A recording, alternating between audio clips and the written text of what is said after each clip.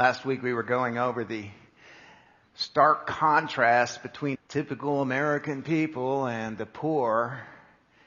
The rich and the poor. The rich, that's us, and the poor.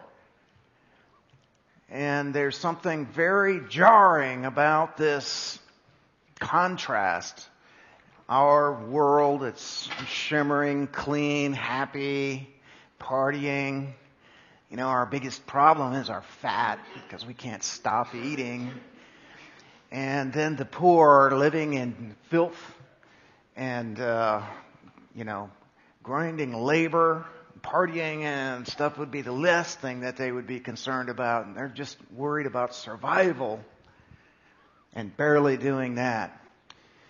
Jesus had quite a bit to say about this. Here's an interesting story that I think in Luke chapter 10, I think this could go a long way toward helping us understand his point of view. In this story, an expert in the law came up to question Christ in public, and he asked him, what are the most important laws that we're supposed to follow from the Bible?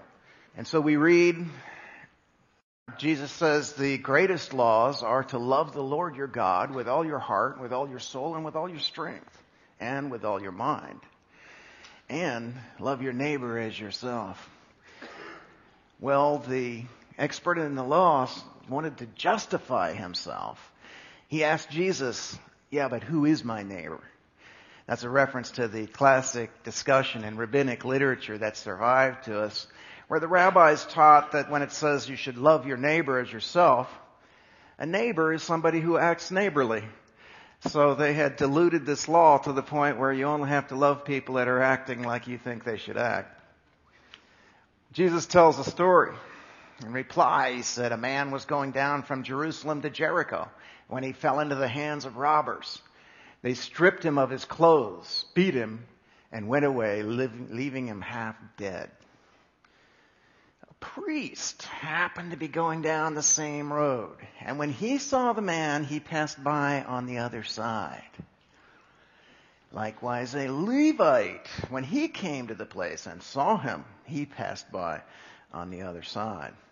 It's interesting that he picks out a priest and a Levite. It's possible that these guys may have been on their way up to Jerusalem to do religious service. And in the Mosaic law, if a priest or a Levite touches something dead, then they are disqualified from doing religious service for a period of time because it was kind of a symbolic teaching about the connection between death and sin. And so that was considered ritually unclean if you touched a dead thing, dead person, dead animal, anything like that. So it may be that this could have played in. Isn't that ironic that they're going to serve God at the temple, and yet here is real service that's needed, and they pass by on the other side? Well, I don't know whether I'm reading too much into it there or not. But these are the villains in this story, the priest and the Levite. And according to Jesus, the sin of which these guys are guilty is mainly the sin of doing nothing. The same sin that the judge convicted people in. We were reading from Matthew 25 last week. I was hungry and you didn't feed me. And Jesus applied that to the least of these, my brethren. No, it doesn't say they weren't the ones that beat him. They weren't the ones that robbed him. They didn't put him in this condition. But they saw him in that condition. And for all we know, their heart may have gone out. Walking by, oh man, crime on this road's awful. Hate to see that kind of stuff, Poor sucker. For all we know, they felt bad for the guy, but they did nothing. And that's not good enough. That's not loving your neighbor.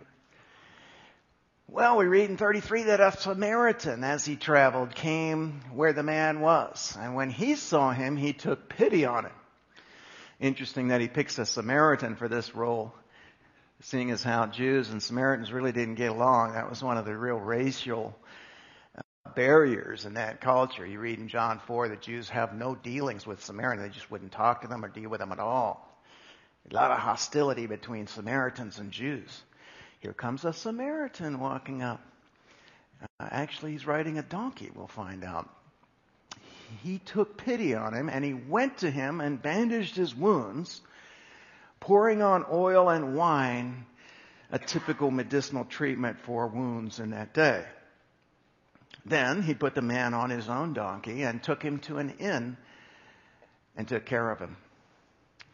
So the first thing that we notice about the Samaritan is he saw this guy, he's naked, he's covered in blood, streaked in blood and filth, bruised, cut, and he had compassion on him. Now, some of your translations read he had compassion or he felt pity. The basic response of the heart that should be there towards people who are suffering, that we feel sorry for them, that we are moved with compassion. We read that he went to him. And so it wasn't that the man came to the Samaritan and said, please help me. Instead, it was the Samaritan who took it upon himself to go out and to initiate love toward this man. And that's a key part of biblical love, as we learn about it in the Bible, is not waiting until somebody's up in your face pleading for something, but discerning need and going out and taking the initiative, just like God took the initiative with us, the same way. We're supposed to discover need and go forward to try to meet it. We read that he bandaged his wounds. So he met his immediate needs. Wouldn't it have been foolish if he had sat down next to the guy and opened a Bible to preach him a sermon at this point? That's not what he needs right now. That part could come later. What he needs right now is to have his wounds bandaged. And so immediate need has to be met on an emergency basis. Then we read, he put the man on his own donkey. In other words, he did for the man what he couldn't do for himself. He was half dead. He had to heave him up onto the donkey. And so we'll find that many in this world are unable to change their plight on their own. We have to do for them what they're not able to do for themselves. We also see that there didn't just happen to be a donkey there. This was the Samaritan's own donkey. And the reason he had a donkey is that he was riding the donkey up this very steep road from Jericho up into Jerusalem. And so he sacrifices his right to ride on his own donkey and walks the rest of the way with this man draped over his donkey. And so there is sacrifice. There is the giving up of what is rightfully mine, what I can claim to be mine. I give that up for the sake of the suffering person.